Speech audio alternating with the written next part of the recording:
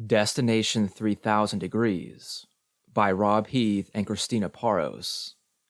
From CCRU's Abstract Culture Swarm Number 2. This text from CCRU.net. Quote, hot cultures tend to social dissolution. They are innovative and adaptive. They always trash and recycle cold cultures. Primitivist models have no subversive use.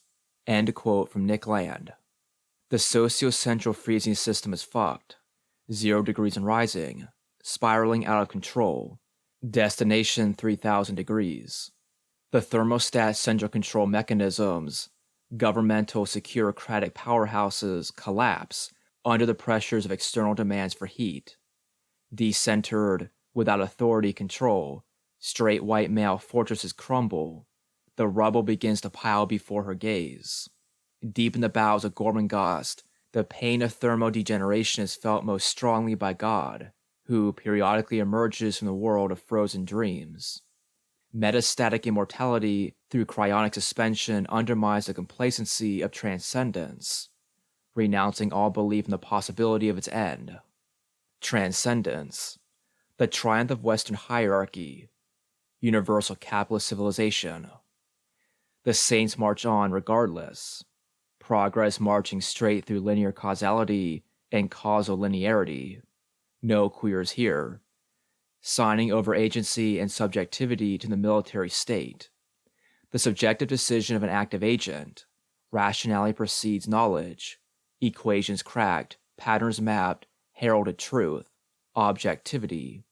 Anti-subjective but reliant on the acceptance of the subject.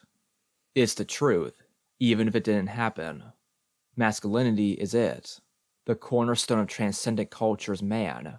Mankind, the ubiquitous center, the disciplined subject.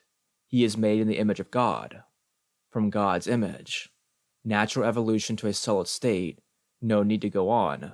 Stabilizing forces.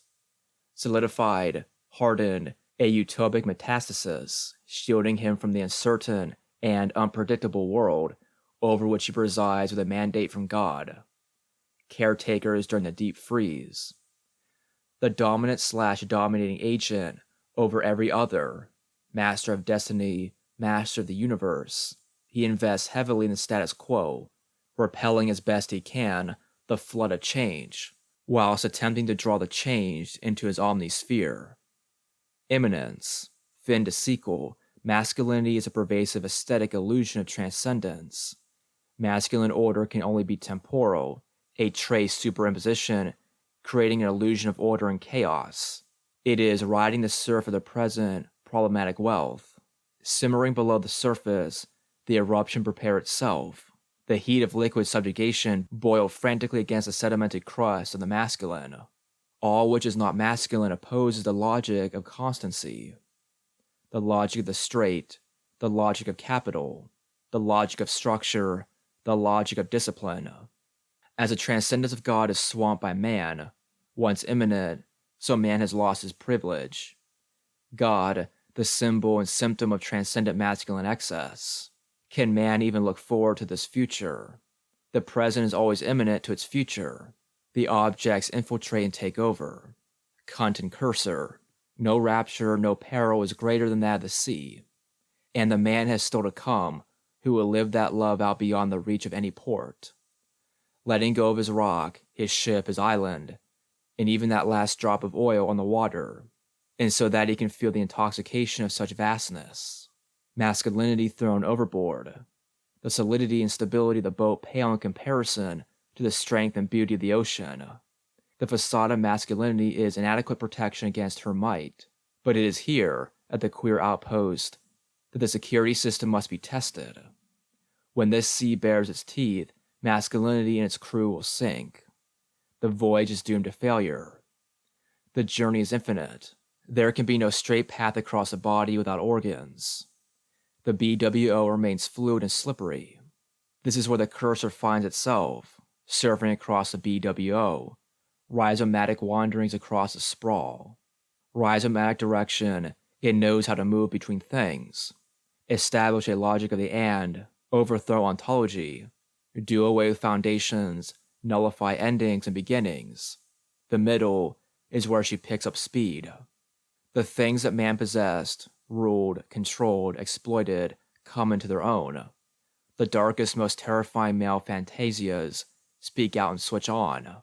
Genital/identital. Castration is imminent. The clitoris is a direct line to the matrix. VNS. God says, Jesus, I've created a monster. Eve says, these apples are fucking overrated. The bright lights over Gormenghast's castle make it impossible to hide between the shadows. At any time, day or night. A floodlit boundary. Movement restrictions are enforced by law, but no one could leave even if they chose to. The agents of disciplined masculine excess. Trapped in an agoraphobic consensual hallucination. A facade masking the lack of anywhere real to go. Real movement abolished, prevented by teleological mythology. Enter the dark mazes of Gormenghast, turning this way and that, lost in a labyrinth of stone corridors, lit here and there by candles sunk in their own wax and placed in niches in the walls. Lost in the frigid, lifeless corridors of power, exits barricaded against white heat, white lights, frost bitterness. The paths from A to B no longer run straight. Icicles, once the evidence of sustained negative temporal feedback, block the routes. God, ensuring ordered continuity, isolates himself behind walls guarded by gun-toting private police and state-of-the-art electronic surveillance. God assumes things will never change. The rigid structure of the castle, brittle, maximum vulnerability, fragile after a millennium of constant freezing. Maintenance dictates accelerating hypothermic conditions. Survival is intractable. Post-destination crash. Positive feedback kicks in. Gormenghast is hotting up. God, rimmed and glistening in the aftermath of suspension, says, a curse upon Kelvinator. It's hotter every time I return. Eternal return loop fuck. The temperature of Eve's libido rises as she fucks her way around the labyrinth. Eve says, Gog and Magog is a cool place to hang out. Beelzebub and his sister make hot fucks. Woman is a devil's plaything. The labyrinth is a network, built in such a way that every road connects. It has no center, no periphery, and no exit. It is virtually infinite. Sprawling, the orange air is offset by a uterine blue that darts about the boundless pathways, the setting for carnal lust and desire. Hermaphrodites and eunuchs fuck, as Eve immerses herself in their polymorphous perversity. God says, I will greatly increase your pains in childbearing. With pain, you will give birth to children. Your desire will be for your husband, and he will rule over you. Eve says, fuck you. Nothing can pain me anymore. I am no longer the one you knew. A four-poster bed creaked in the west wing of Gormenghast. His brutal body clambered over hers. She longed to find an exit. The seduction was brief. There was no apparent escape for her. Within the castle walls, there were no acceptable excuses. The woman carried the man as the sea carries a ship, with a light rocking motion which rises and falls, barely suggesting the violence below. In the course of their voyage, they sobbed and murmured, their movements accelerated, generating an unbearable force. The man groaned. He allowed his weapon to go faster, deeper, stronger between the woman's thighs.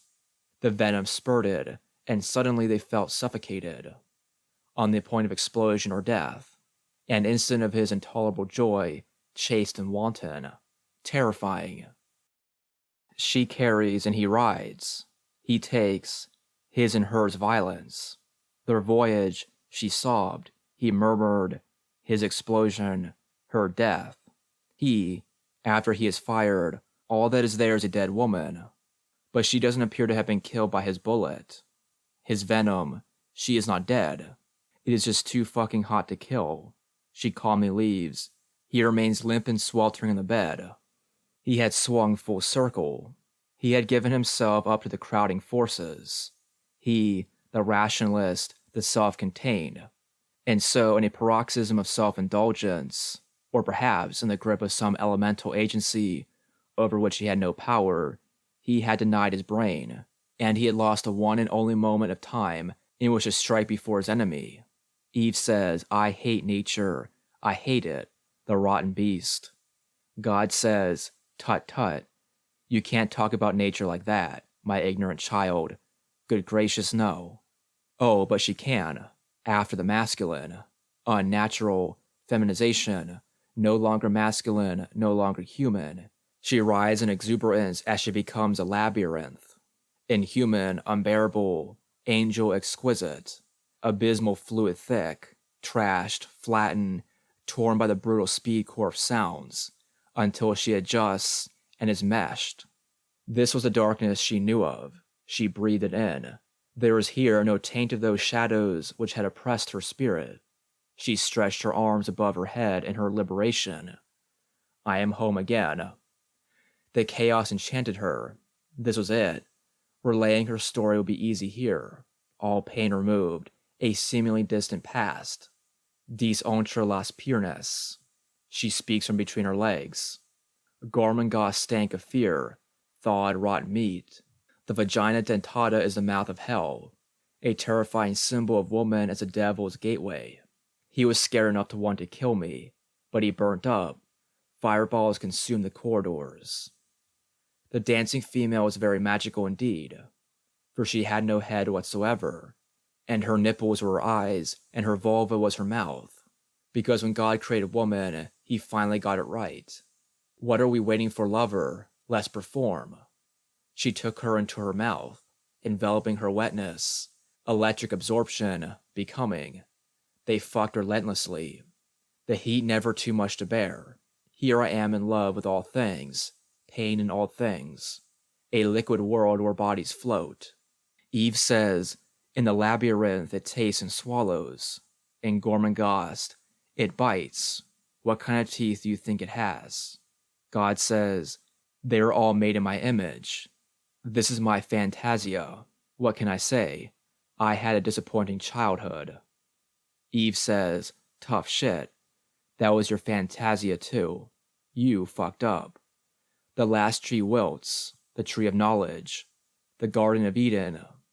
Gormenghast's barbed wire strewn wall towers above it. The boys, ever optimistic, put it all down to global warming, and continue to grasp at the last few apples. Hallucinations are the only way we have left to feel alive. The illusion of knowledge is poisonous. The boys ignore the ancient high-quantity PIP warnings. It is the core that can kill. The cyanide levels in their bodies are increasing.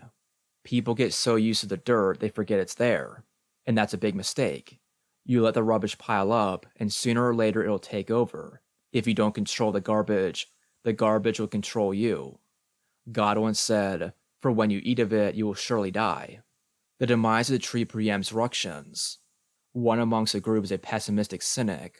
Amidst attempts to shout him down, he speaks of Gormenghast's meltdown. A prophet is never accepted in his place of birth. Fists wave and tempers rise as blood begins to boil. The prodigy of an upper echelon securocrat will not tolerate such heresy. Sharp in control, real-like, he's been through mind control. He turns off fear and pain and fatigue and sleep. Like he's got a switch. He's like a cyborg, almost. He can control the fibers in his spinal cord, control his body temperature. He's a fighting machine. The walled garden was their haven. No women, no queers. And now this fucking hothead. This time, they let the hate build up too high and overloaded, and they're gonna tear one another to pieces before they realize what they're doing. Heat rush, flip over, in a flash, temperature shift. Liberal rationality melts into libidinal aggression. Sparks fly, ignition. Arborescent knowledge implodes. Concatenated chaos. The faithful no longer wanted to kill his foe in the darkness and in silence.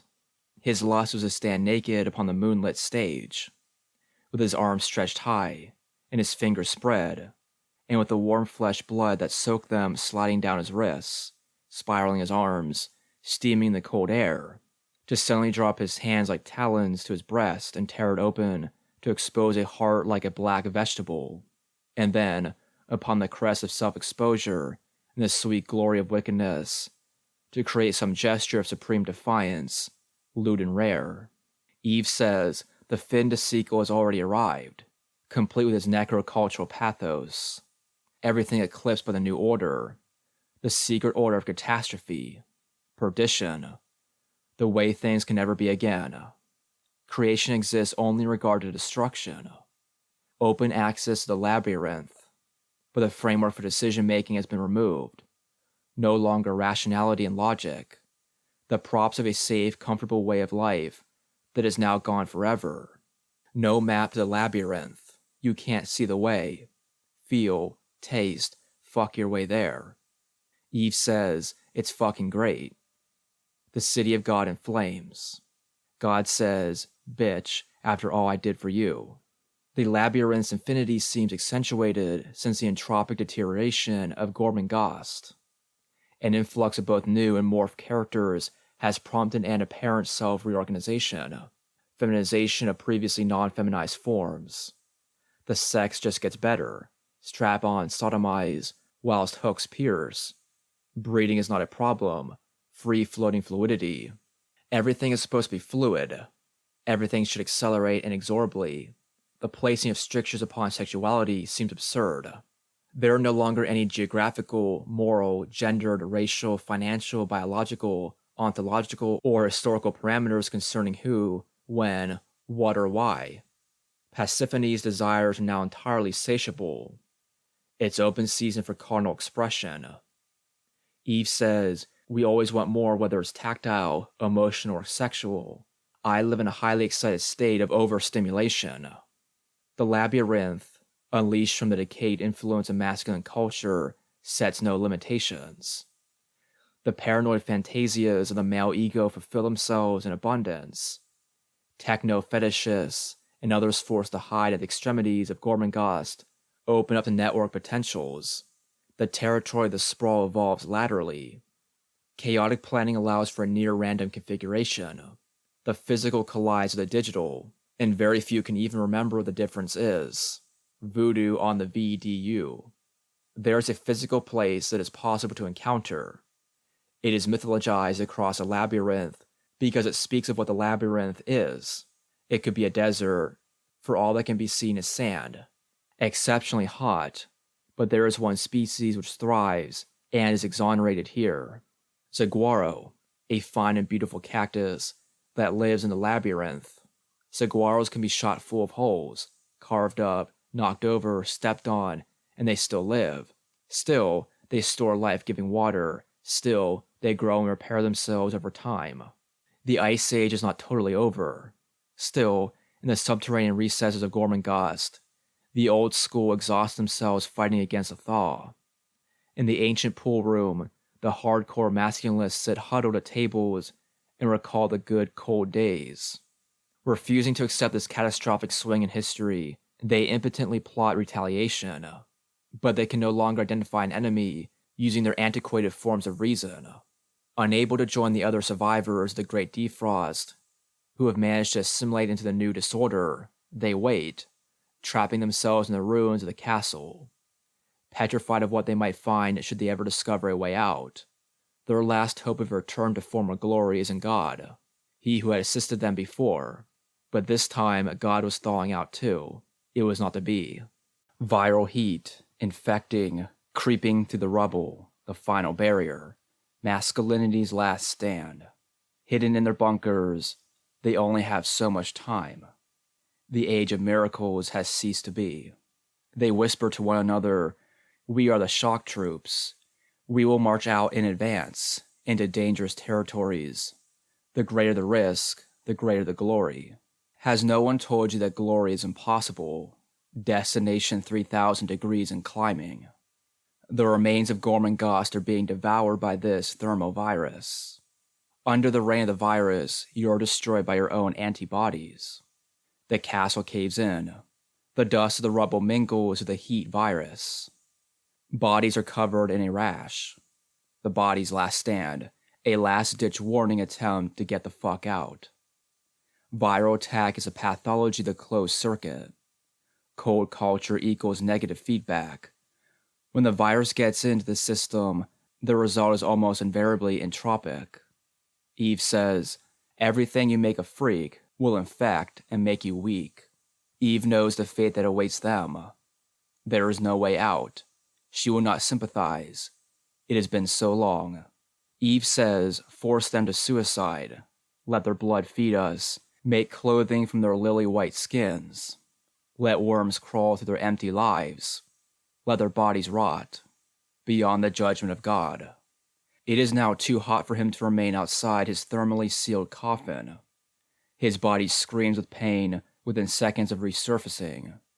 The cryonic storage suite in the depths of his former stronghold is on the verge of breakdown.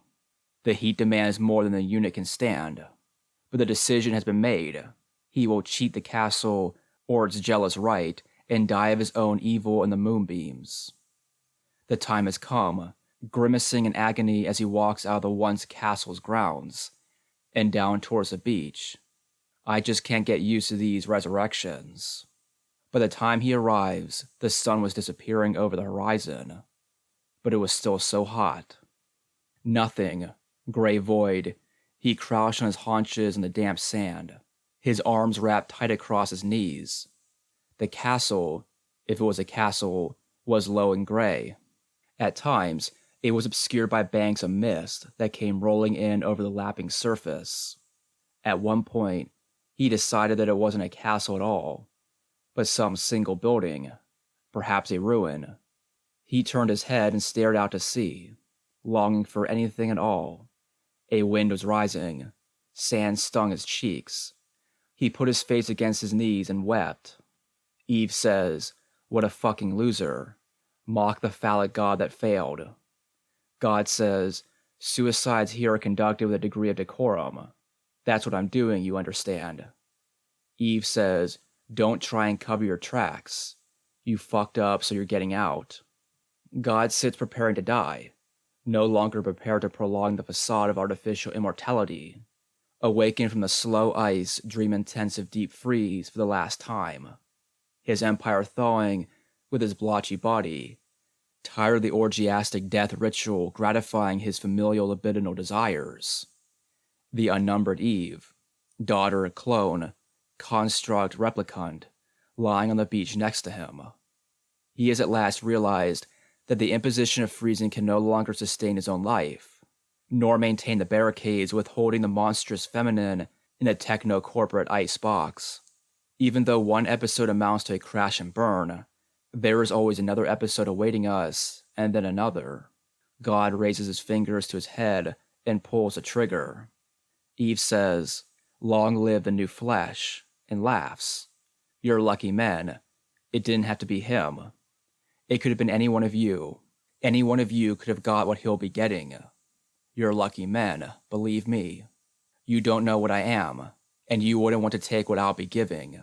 Freezing up is the worst thing a person can do. Coldness is the kiss of death. The ice must be broken and the soul taken out of the freeze. A thing cannot freeze if it is moving. So move, keep moving.